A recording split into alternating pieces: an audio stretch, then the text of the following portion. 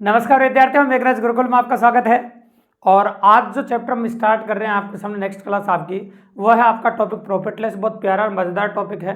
अगर हम बात करें राजस्थान की कोई भी वैकेंसी हो, हर वैकेंसी के अंदर प्रॉफिट लॉस आपको देखने को मिलेगा दोस्तों। और रेट के लिए इंपॉर्टेंट है ही सही, और तो पॉसिबल टॉपिक है, इंपॉर्टेंट है आपके सामने, और मज़ेदार टॉपिक है, लाभ हानि।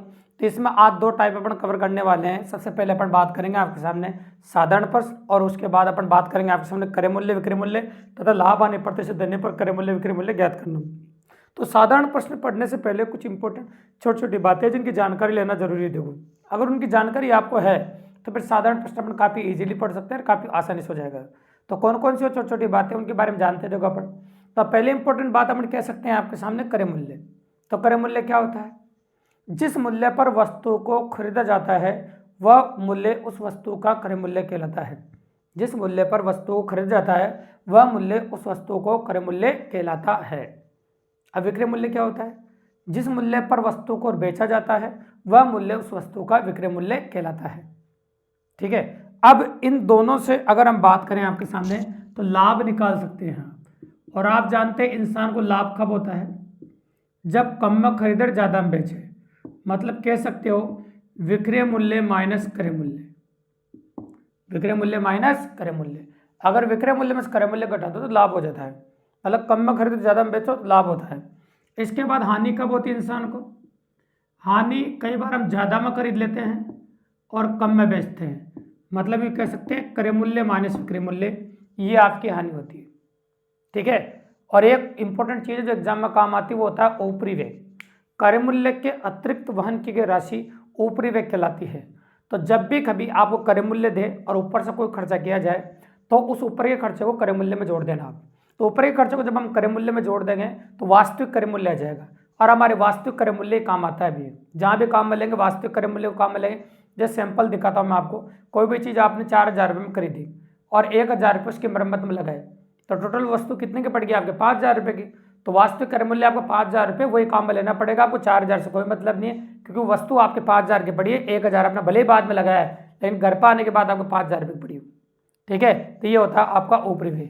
और इसके बाद दो इंपॉर्टेंट बातें जो अपने काम आती है, जिन पर आधारित पहले टाइप में सारे सवाल होते हैं। एक तो है लाभ प्रतिशत और एक है हानि प्रतिशत।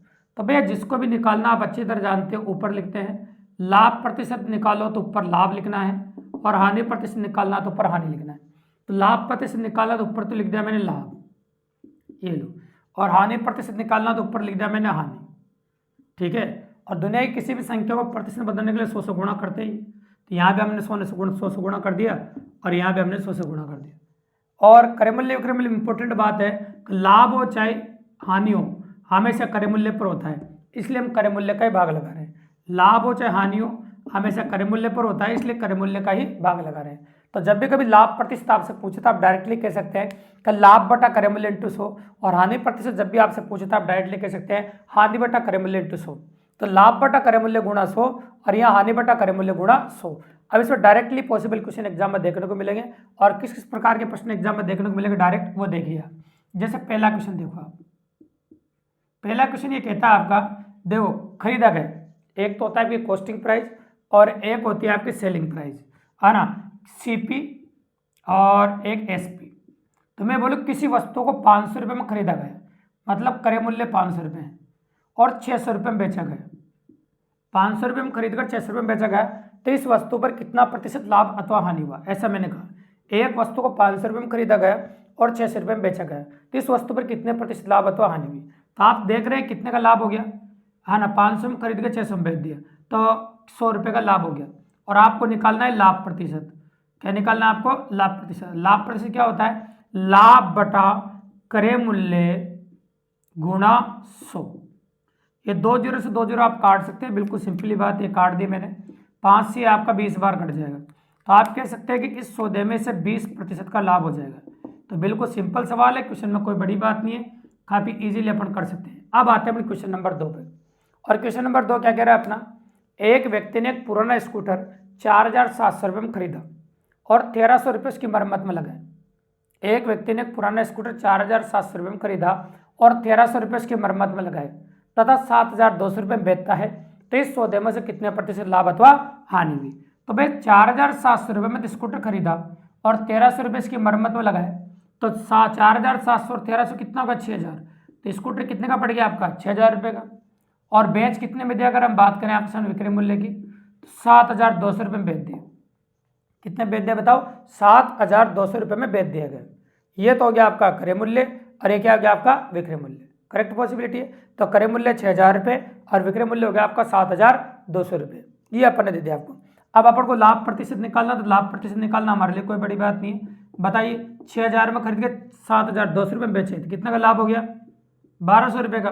और भाग तो क्रय मूल्य का लगता है, आप अच्छी तरह जानते हैं, और गुणा हो जाएगा आपका 100। अब जो कट रहा है उनको काट दीजिए, आंसर आ जाएगा। तो देखिए यार, तो ये 0 है, 2 0 से 2 0 कट गई, 1 0 से 0 भी काट दो, 6 दूनी 12 यानी कि 20%। तो बताइए इस सौदे में कितने प्रतिशत लाभ हो जाएगा आपका 20%।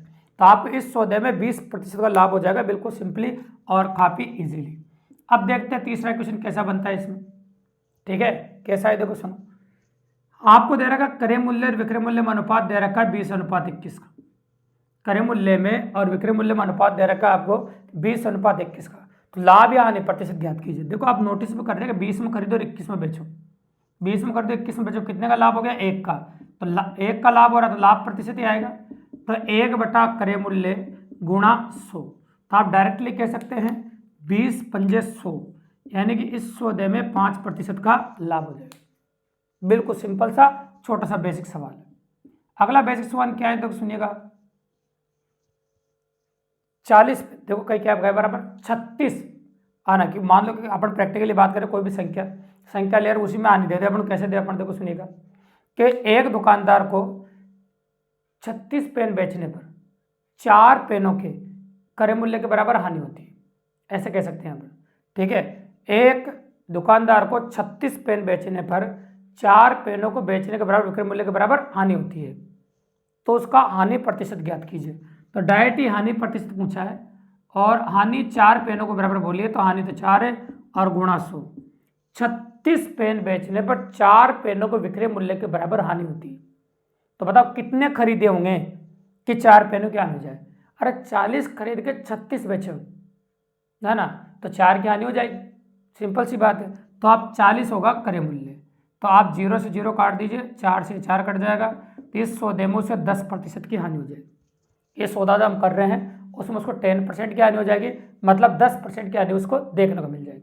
बिल्कुल सिंपल सी बात है, मतलब 10% की हानि होगी। अगला क्वेश्चन अपना ये कहता है आपके सामने, तो ये बेसिक क्वेश्चन के बारे में चर्चा करी थी अपना, कंप्लीट हो चुकी है। एक से बेसिक क्वेश्चन और भी आपको डीपीएस में मिल जाएंगे, जो मैंने शीट आपको टेलीग्राम पर दे रखी है। और इसके बाद अपन बात करेंगे सेकंड टाइप क्रय मूल्य विक्रय मूल्य तथा लाभ हानि प्रतिशत देने पर क्रय मूल्य विक्रय मूल्य ज्ञात करना। तो इसमें 2-3 प्रकार के प्रश्न बनते हैं, उनके बारे में बात करने से पहले जो वेरिएंट है वो बता देते हैं आपको। ये क्रय मूल्य और विक्रय मूल्य में एक रिलेशन होता है। अगर आप प्रतिशत वाले तरीके से नहीं करना चाहते हैं तो डायरेक्ट रिलेशन से कर सकते हैं, 100/100 प्लस माइनस लाभ हानि प्रतिशत, ऐसा हो जाएगा। लाभ हो तो 100 में जोड़ के लिखो और हानि हो तो 100 में से घटा के लिख दो, ऐसा अपन ने लिख दिया। चलो क्वेश्चन कैसा आएगा वो क्वेश्चन सुन लीजिए आप। किसी वस्तु को, लैंग्वेज सुनिएगा, किसी वस्तु को अपन बोले आपके सामने 4800 रुपये में बेचने पर 20% का लाभ होता है। किसी वस्तु को 4800 रुपये में बेचने पर 20% लाभ होता है, तो वस्तु का क्रय मूल्य ज्ञात कीजिए। मतलब आपसे क्रय मूल्य पूछा है, निकाल सकते हैं क्योंकि विक्रय मूल्य दे रखा है आपको 4800 रुपये और 20% का लाभ हो रहा है। तो मैंने कहा ना लाभ हो तो 100 में जोड़ के लिख दो, तो मैंने 100 में जोड़ के लिख दिया। 100 में 20 जोड़ा तो 120 हो गया, 0 0 कट गया और 12 चौक हो गया आपका 48, तो ये हो गया आपका 4000 रुपये। तो भैया आपको 4000 रुपये में खरीदना पड़ेगा, 48 रुपये में बेचना पड़ेगा, तब जाके आपको 20% का लाभ होगा। तो इस क्वेश्चन में एक परिवर्तन और देख सकते हैं आप। एक परिवर्तन ये हो सकता है आपका 20% लाभ की जगह अगर 20% की हानि होती तो यह 120 की जगह 80 हो जाता। ऐसा परिवर्तन एग्जाम वाला कर सकता है। और अगला परिवर्तन में क्वेश्चन में बताऊंगा आपको, देखो सुनो। किसी वस्तु को 800 रुपये में खरीद कर कितने रुपये में बेचा जाए कि उस पर 10% की हानि हो जाए। 800 रुपये में खरीद कर कितने रुपये में बेचा जाए कि उस पर 10% की हानि हो जाए।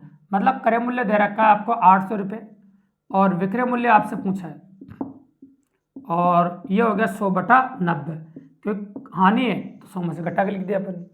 अब जो कट रहा है उनको काट दो, विक्रय मूल्य आ जाएगा आपका 2 0 से 2 0 और 90 को 8 से गुणा कर दो, विक्रय मूल्य प्राप्त हो जाएगा आपको।